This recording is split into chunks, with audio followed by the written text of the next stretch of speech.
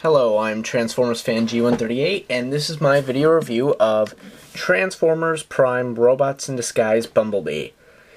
Easily the worst mold I've seen in a really long time, at least since the movie Transformers. Now, his car mode is actually pretty nice. I like it. It rolls fine. It actually looks pretty awesome the way it is, like, you know, with the translucent blue windows and the sleek design. I actually do like the car. So I keep it in this mode all the time. This is what I display it in. So this is the underside. Yeah, it does kind of look like a folded up robot. So he's got translucent windows here, here, here. So he's got full translucent windows, which is nice. Now here's where it starts getting a little odd. They actually use the paint doesn't match well between the doors and the plastic. And up here, it looks like they actually use two different types of paint here. I don't know why this turned out this way.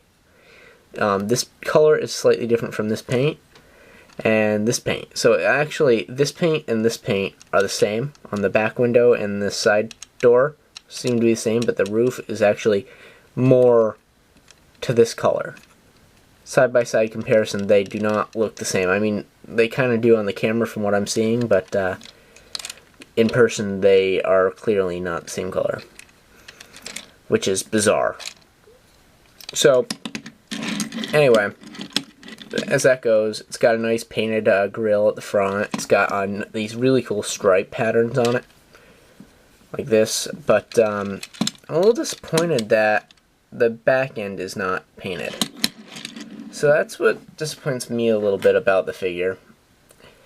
So my major complaints are in robot mode. So oh, he also comes with these, which are his two guns, which I gotta give the mold credit for coming with two of these.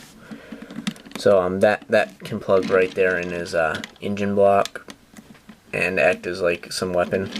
So that's kind of neat. That aside, though, it's not bad, comparatively speaking, to some other Bumblebees. But I'm gonna get it in robot mode, and you're gonna hear a lot more complaints from me. But I still ended up getting it. It's okay. I actually got this figure. I'm like, I need to get the first edition because this is a piece of junk. And I'll explain that a little bit more. So right off the bat, I have one issue.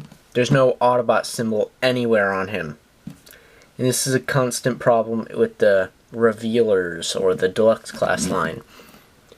There's just no Autobot symbols anywhere on him. Or Decepticon symbols for that matter. And yeah, so first thing that popped out to me before I even got the figure was this thing sticking up over his head. Yeah, okay, if that was the only problem with it, I could overlook that. But it's not. They went and put this stupid gimmick in it with the whole gear system for the head, and it's ridiculously stupid. In addition to that, sacrificing that with the gear system, his shoulders always sit at an angle, which is my personal I hate about this figure. On the bright side, though, the doors are in a more appropriate spot than the first edition. However, most of the pictures of the first edition were just mistransformations, and I'll get to that on my own review of it. But these are excessively long. The arm suffers for that. It like doesn't swing properly because it's at that angle. So yeah, I might as well get into the articulation. So he's got a little bit of feet movement here. He's got a hinged knee joint, ball and socket joint hip, no waist swivel yet again. He does have a solid molded on hand, pretty sure. Yeah, solid molded on hand. He's got a ratchet kind of like half ratchet elbow joint with a swivel attached to the upper side of it. He's got like a friction hinge here, which is probably easy to pop off here, but again, it's at that weird angle, so you can go all the way around, but realistically, it's a pain in the butt. I don't like the looks of it at all. In addition to that, his shoulders sit really low in comparison to where his head is. So that's the arm movement. His doors have some motion to them as well. They're like on mini ratchet joints themselves. And his head is a ball and socket joint, but his armor kind of gets away a little bit there. So it's okay. If you can't find the first edition, it'll be fine, but it's, personally for me, it's not a good toy. And actually today I did find Hotshot at Walmart, and he was the only one of that wave, and I just set him down on the shelf like, I do not want another one of this mold. And I think the Hotshot mold kind of looks cool, but at the same time it has the same flaws this mold has.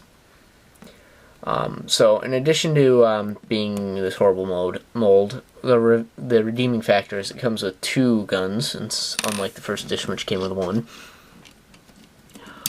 They can plug into either one of his arms or both. So he does have his weapons, but you can also place these in his hands if you so choose. I don't know why you would want to, but you can.